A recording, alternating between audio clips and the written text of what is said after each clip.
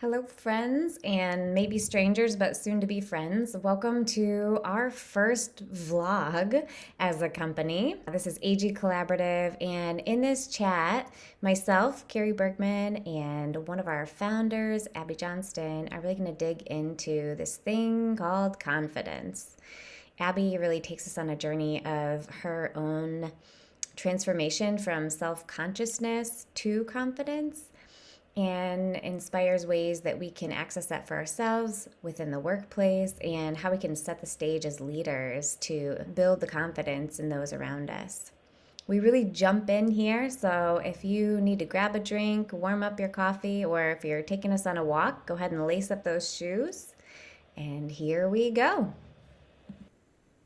What is this thing that we're talking about? What in this conversation, what do we mean when we're talking about confidence? This whole idea of confidence is actually pretty ambiguous. One, I believe that confidence is less about a feeling and more about a, a mindset or a belief. And I think that's historically where I've gone off in this whole wrestling match with my confidence, is that I've linked it very much with I'm not confident, I'm afraid all the time. I don't know if I can do this, like that sort of thing. And I don't know if that's lack of confidence or if that's just healthy fear at times. I think it's more falls in alignment with like mindset and beliefs, how we view ourselves and whether or not we will be okay. And so for me, that's also why I think confidence is inextricably linked with failure. I think confidence is actually embedded in this internal rootedness of even if I do fail, I'm going to be okay. Mm. So I will put myself out there. So I'll do the things that maybe give me the feeling of being afraid or nervous. Confidence is not any absence of failure. Confidence is the ability to be with it and be okay anyways. And so we step into the things that make us feel uncomfortable. About a year and a half ago, and we were sitting with my dad, and my little daughter was like crawling around on the floor. And so we were talking about what we were like as kids. So I'm one of four.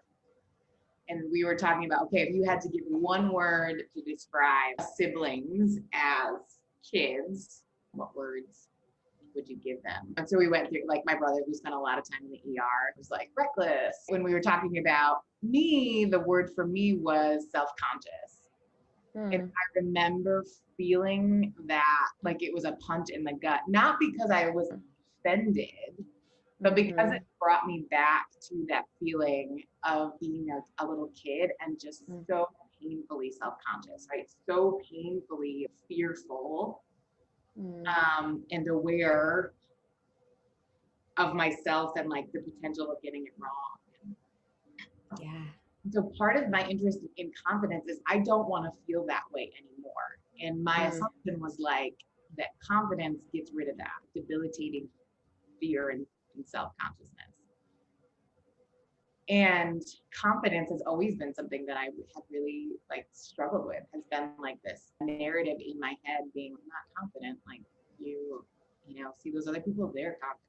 You got some work to do. So I think as I dug in it and as I started to see the feeling of fear or nerves, that didn't have to be a thumbs up or thumbs down on whether I could do something. And it didn't have to say whether I, at my core, was a confident person or a non-confident person. Like it just got to be what it was. As I let those feelings be what they were at times, yeah, I'm scared out of my brain right now. And I want to believe that means that I'm not capable or that I shouldn't be doing this and someone else should, someone else that isn't as scared by this. I started to be able to scratch some of the meaning and just let it be what it is. Like it's normal to be scared right now. It's okay that I'm scared. And the confident move, if I'm going to practice confidence, if it's a muscle to flex, then I will be with this discomfort and I will do it anyways. And then we can evaluate, we can move forward. And the irony is that the more that you do that, the less debilitating that feeling of discomfort is. It doesn't mean it goes away. And in fact, I think if I get to a place where I don't feel that discomfort, then I'm probably not challenging myself, although don't we just love comfort? Being able to see it as a practice, as a mindset, normalize fear in combination with it, then it didn't continue to embed this narrative that made me want to just keep shrinking and pulling away and hiding in my bedroom kind of a feeling. Mm-hmm. There's a contraction sort of nature, even as you're talking about like the self-conscious, you're moving into yourself and away from the camera and retreating almost. And then does confidence for you feel like an expansion? Mm-hmm. Yeah, it totally does. It does feel like an expansion. And that's where I think it's super interesting, the intersectionality of our body and what messages our body sends us. We are, if we use that word inextricable again, we can't disconnect with that. And so feelings of fear, it's like I'm protecting my body, of I will be okay, allows me to open up to, which opening up essentially exposes yourself and also opens yourself up to vulnerability and attack. We use sort of more survivalist language. Yeah, there's vulnerability, but then there's also there's more. You have more access when you're in this place to your own. It's like the world has more access to you. Therefore, there's more potential threat, which has access to you, but also then there's more fullness that you're experiencing. What have you found if you're embodying or tapping into this embodiment and this alignment with a mindset of confidence? What's the experience like? Again, there's an element of being willing to be open, like open body language, but there's also an element, and I think this is also maybe can be connected to genders, is like this willingness to take up space and seen. And because it's okay if I'm seen and I'm not okay in someone's eyes, like at the end of the day, that's sort of like I'm tapped into a rootedness and internal holding that I have. And it doesn't mean that people's thoughts and feelings don't hurt or support. It doesn't mean that we're taking away the value and the impact of other people. But there's something about being willing to take up space and being unapologetic. What I would also say about that is just because I take up space doesn't mean that I'm taking your space. I think there's enough space for all of us. And the reason why I have a tattoo is just that the quality of feeling freedom connected to all of this. There's a of being unhindered, of being free, of being able to like let your guard down. And we guard ourselves with our bodies all the time. We are reading our own body language to get a sense for what we believe. So I'll essentially do a scan of myself. And so right now it's, oh, Abby's standing with her shoulders back and she's chin up. She must be feeling confident. Let's release some hormones. Same with this, my body starts to be like, oh, what's going on? She's feeling attacked, or she's freezing, or she's right. And so then we start to, other things get triggered physiologically. I think the piece of passion for me comes in wanting to see people more free to take up the space and bring the contribution they were meant to take. And that means like the willingness to risk, like the willingness to put yourself out there, and know that putting yourself out there means that you're putting yourself out there. And I don't think that we can risk without the feeling of hurt and discomfort. But I also don't think we can stay small without lots of feelings of hurt and discomfort. There's a risk in retreating and being small. Yes. Yeah, the only risk isn't in when you put yourself out there. Yeah. Like, there's a cost to all choices. It's just evaluating what it is we're willing to, spend, if we want to use the cost language. Or spend. Yeah. One thing we're talking about in Level Up is the things that we think make us weird actually can also be a source of strength and power, and the things we actually need to be bringing in the ways we need to be taking up space. Was there a discovery, or maybe not a discovery, but choosing to bring those and to surface those things that you already knew? Or like you were not apologizing for anymore, you were unapologizing. Yeah, I think part of the work was starting to appreciate that the way that I was had value versus just wishing I was someone else. I've spent most of my life in that space. If I could just be like fill in blank, Mm-hmm. then life would be easier, or I wouldn't feel all the different variations of discomfort or self-loathing or shame. I had to be the one to start to choose to believe that I was okay, and not that I was just okay, but that there was something about me that was needed in the world. And that was like that was a really hard shift. And that makes it sound as though it was a shift. The light switch is now on. Like, oh, and now that's done. No, that's continuous choice. That's continuous dunning. Mm-hmm. And the shift was when I started to recognize my role in that. That I would have to keep choosing it, that I didn't just arrive. And the more that I chose it, the easier it got to accept it. But this isn't something that just goes away. We live in a world that thrives on telling us we're not good enough so that we buy stuff. So the idea that we just arrive in a space where that I just like lounge in my worthiness, while I hope that is possible, I also know that it's something I have to choose as a moment to moment thing, not a state I arrive at. And then also I started to realize that the things that I was most maybe ashamed of are the things that if I allow myself to practice them and hone them are the things that actually make me really feel alive.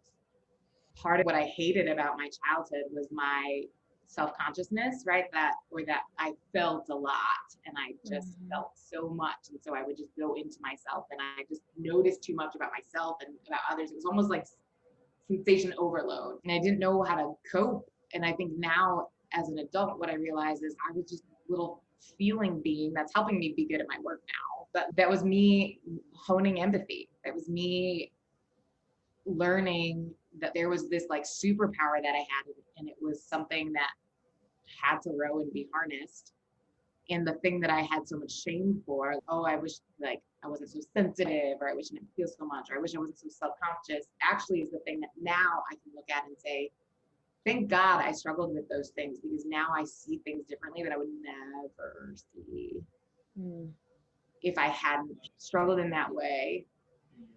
Or also been able to look back and say, oh, that was like the bud of this thing that now I can see as like the thing that I get so much life from. The ability to be with someone and hear them and understand them, and the opportunity to get to participate in someone's world in that way makes me come alive. And that's that empathy piece that for a long time I resisted. And yet when I leaned into it, this feeds me too. Yeah. I love the image of the bud. What are you now? What's your empathy like now? I am it's probably more seasonal. There are times where I go through winters where there are no buds, and summers where we're in full bloom. And that can cycle within moments and that can cycle within months. But I can be all those things probably at once. Even in this moment, Kari, even in this moment as we're doing all this talking, like my head, I have to combat the like, why are you talking so much? Like, why don't you let Kari talk? What, you're just like rambling, zip it. What do you have to say about this? Like, I'm talking about confidence. I'm talking about something I'm so passionate about, so lit up about, and at the same time, have to do some work in my head that says, it's okay. You can feel that. But I just think sometimes we can listen to people do what I'm doing now and think they've got like all their shit together and all this sorted. And even in this moment, I'm like fighting my demons. Yeah. And here we are. Yes. Yeah. Yeah. It's interesting you point to that, because since I met you, I was like, goof, she's got it. Look at you. And there was and is beauty in wisdom and strength. And I would see you from an outside of your own brain perspective and be like, look at her, she knows what she's about and she's taken up space. And I wonder, as you can still show up in that way and people perceive you in that way, and there's still work that's happening, what's possible for others? What do you dream of? What gets you jazzed about this when you think about when others can touch this more and can feel this more? What would happen? Thank you, Kari, for saying that. I think this is also why we create such toxic places in our brain with the comparison game. And we all do it, right? Like we all think, oh, that person. And I think social media does a brilliant job of supporting our false narratives. And yet we're all just trying to figure it out. And I think, and you're right, this is well more than, a year and a half was that like moment where I was like, oh, this is why I'm like so passionate about this. And this has been a long, intense journey where I have been at I don't know, I would say the lowest of lows, but I've been in some pretty shit spaces, struggling with some pretty shit things. And so this conversation is a manifestation or an evidence of an evolution in a process and an ongoing thing. And this is a snapshot into what's continuing. When I hope, and I think this is connected to thinking about my long journey and being in some really dark places. This is why I want to get up out of bed in the morning, like legit, is because I have felt so viscerally the feeling of being like trapped by myself, so immobilized by my fear, so trapped in my perfectionistic tendencies, like just never ever feeling good enough, and the hustle and the striving for that just beating the shit out of me to the point where I just wasn't living. And I think that's, and the whole perfectionistic / confidence connection to all this is a whole nother, just do a theory. This is like a whole nother, right? We know that higher the perfectionism, lower the confidence, like that, because we're striving for something that doesn't exist. And so we never allow ourselves to feel like we're good enough or worthy enough because we never arrive. And I just never, ever could get there and was literally killing myself. And I think what I hope for people in this journey is, one, their ability to like feel alive, like their ability to know that whatever they feel trapped by or stuck in or like on the conveyor belt of life, that it doesn't have to be that way, that it just doesn't have to be that way. And so I think one, like this feeling of being alive, and the feeling of being alive isn't necessarily always a pleasant feeling, but meaningful, right? Like I think that's like the feeling of being alive isn't, I'm not wishing for people to have some state of euphoria. I'm wishing for people to feel this purposefulness and like an engagement in their life and in their world. That's switched on feeling versus all the other things that we can feel. I think it also is contagious. The world needs the things that make us feel alive, because the things that make us feel alive, the things that we really bring and contribute, the experiences that we've had, the perspective we bring, the fill in the blank of all the things that we go on and on about, is not the same. And that like diversity of all of our contributions is what we need. I think that's also where the comparison game is so deadening to what we need most in the world. We just all think we need to be the same, like the other thing. And so then we don't bring what we have because we think what we have is broken or not good. And so we try and get what someone else has, and then we never arrive, and so we never bring it, and then we die. That was very sounds like a great children's book. It's not that all of us then become selfish or self-focused. I think that's also been a part of my journey, is feeling that to be confident or to put yourself out there means that you're somehow self-absorbed. And I think the place that I realize is that the irony is the more grounded we feel in who we are, the more worthy we feel, the less we need to worry about ourselves, and the more that we can show up and bring what we need to bring for the betterment of all the things. The world needs all the things. that we have to bring. Even if maybe what we're bringing is we're limping it along. I just think something's better than nothing. You mentioned the contagious nature of this confidence. And it's almost like I say this a lot, that when we show up in a certain way, we give other people permission to do the same. And as you're talking about, like, even if we're limping, if that is what our authentic state of being is, then all of a sudden we show up limping and then someone else is like, wow, what I really need to do is limp right now. Thanks for showing me that it's okay. And I wonder then, it's rather than the comparison of, oh, wow, look at this person.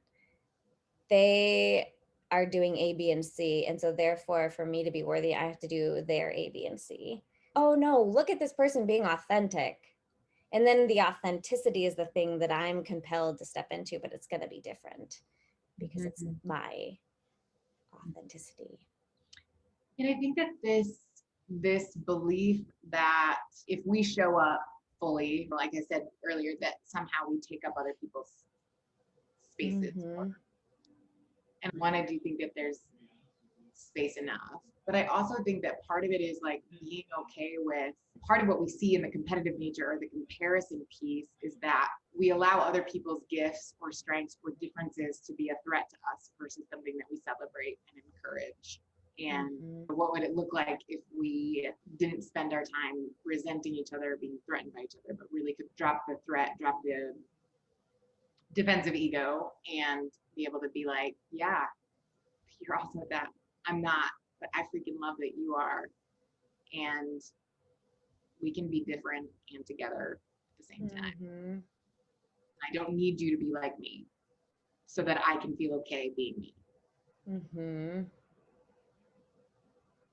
That brings me to the question of what can we do to contribute to more confidence for more people? And as individuals and how we're showing up in relationship or in the world with others, and also what kind of culture can we build, what kind of organizations can we build or environments can we build that are contributing to this for others? Yeah. In 3 steps, please. I was gonna say, and my acronym. No, I think that this is why part of what we all crave is, okay, give me the steps down. Let's do it. Let's do all the things. I think there are good practices and there's not a one size fits all formula and this is how we build courageously confident insert. In order for someone to have the experience of, if I run out on that field and I play really hard and I still don't win, that I'm okay. There are ways to reinforce or detract from that message of you're okay. And I think like from a team perspective, organization perspective, like what is happening when failure exists or when we set a goal and we don't hit it, that is either going to say, yeah, let's keep setting high goals or let's actually play it safe next time. Yeah, what you named is so powerful, which is how do we interact with, embrace, teach about failure in our organizations. And so many people right now fail fast, which is great. And I wonder how many organizations are doing that, because if we really went for something and failed, it does suck a little bit and it is hard and it's risky. So how do we like normalize and learn how to fail, like how to know that we really wanted something and we didn't get it and be able to see it less as a what's wrong with us and more of how do we adjust and pivot and also name that like, it's okay that sucked and how do we grow and evolve from this? I just think so often failure is connected with these sort of like our character or our like the failure feels fatal because somehow it's saying something about who we are, whether it's personally or organization. And I think to take the power away from failure and be able to say, oh, actually, if we're not failing, we should be pretty concerned. If we're not failing, then maybe we're not putting ourselves out there. And so I think absolutely how we create healthy cultures around failure. I think how we create healthy cultures that are not based on comparison. I think how we create cultures that reinforce and celebrate the variety of strengths and difference and the true like collaborative nature of work. Not like you do this, I do this, like delegation, but how do we bring all of our differences together and create something together that we couldn't create separately, because it's all of the contributions that make it the thing. And allow it to be something that we struggle for. Collaboration isn't the quick solution. I think it has the best results, but I think we have to be willing to have tough conversations. We have to be willing to struggle. We have to be willing to wrestle with our own demons if we really want to do this collaboration thing. And I think all of those struggles are really worth it. But a lot of us would rather, it just feels like, oh, that just feels too inconvenient. And it is at times, but the reward on it is so much greater. So that ability to celebrate, and not just celebrate, but foster and grow the difference, I think is a really important piece to creating a space where people are willing to. Yeah, it's no longer something to accommodate. It's an expectation that you're showing up with all these things that make you unique and different, and we need you to do that, rather than, okay, let's take a timeout while Tim feels heard, and then we can get back on track, right? Gets adding rather than detracting. And what are we validating? What are we celebrating? Are we celebrating perfection? Are we celebrating effort? Are we celebrating all the different ways we can get somewhere? Are we celebrating risking and it not going well? What are we reinforcing? And what I would say, if we move it to the leadership space, what is our behavior reinforcing? I think that's one of the powerful things and one of the most powerful disconnects in leadership, which is espousing certain things verbally, but then having our behavior really not back that up. You know, like me saying to our team, like, I really want us to feel like we can show up however we are, and name when we're overwhelmed, ask for help. And me not doing that is basically me screaming at you, it's not okay to ask for help, not okay to feel overwhelmed. You just need to get your shit together. That's, I realize that I can say all that stuff as much as I want, but if I can't practice that, I know that it's having problematic implications on our team, which feels weighty, and it feels weighty because it is. Our behavior impacts each other. When your confidence is waning, or when those messages are just like firing, what gives you a confidence boost? There are some key things that pop to mind right away. And the first thing that comes to mind is my people. I have been lucky, and we've worked our butts off, my husband and I, to have a good relationship. And he's definitely one of my people. And so I have found that when I get in a loop, like reaching out and just like, I just need to tell you about the loop that I'm in. I need to tell you about the regret that I have, or the fear that I have, or the shit I'm telling myself. Like, I just need to get it out. And so just having like my people who are willing to be there in all of that with me is a big part. A good part of the role that my husband plays, which is another technique, is I hear you, and let's think about all the other times you've had these same fears. What happened? Were they validated? Did they work out the way that you thought they were? That's a discipline, which is, okay, so I feel this way, but what does like the actual data tell me? Like, the actual data tells me that I don't die, that I don't get excommunicated, that things actually go way better than what I think. But if I go back and look at all the times I, was just beside myself, and then look at what occurred, I can start to see, okay, yeah, this is a normal feeling to have, and it doesn't mean the feelings that I have are going to materialize into chaos or death. And another pattern that I have used is gratitude. So like when I'm scared about whether I can do something or what's going to happen or et cetera, being thankful for the opportunity to actually even do it.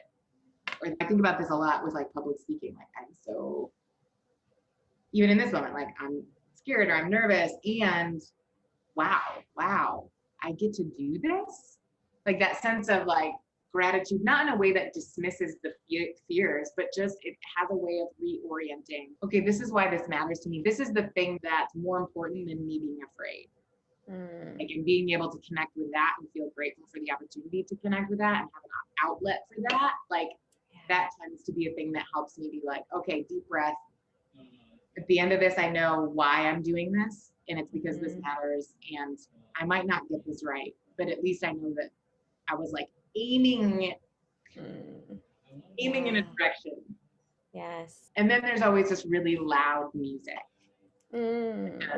I honestly don't think there's anything better than a beautiful day, windows down, and just fantastic music blaring. Unfortunately, right now with my daughter, it means that we are listening to Baby Shark. Really loud. Down, which doesn't quite have that confidence. But it's a thing. Honestly, one of the techniques I've used is when I'm really nervous about something, and I know it's just more nerves, and I'm starting to go down the line of catastrophizing, I will listen to a new song that I haven't heard before and try and remember the lyrics. And that gets my brain like outside of the loop. Yeah. I love that. So that has been a thing that helps like at least get me over the line. These are the things that help me flex my confidence muscle. Yeah. What do you use, Kari? Lately, I've been playing Janelle Monáe. Forget the name of the title, but it's the one where it's like a lot of and so I just turn that on and dance around. Not in public. That's not a level that I'm at yet, but thankfully working from home, I can just do it in my little home office. That's a great one. Yeah, I think similar to you, naming it to someone else outside of myself, like vocalizing and verbalizing it, even if they don't even like the response from them, I think is less important than just like shedding light on it and letting myself give it a little bit of air. And I feel like that takes the impact away. And then it's okay, I'm choosing to name this scary thing.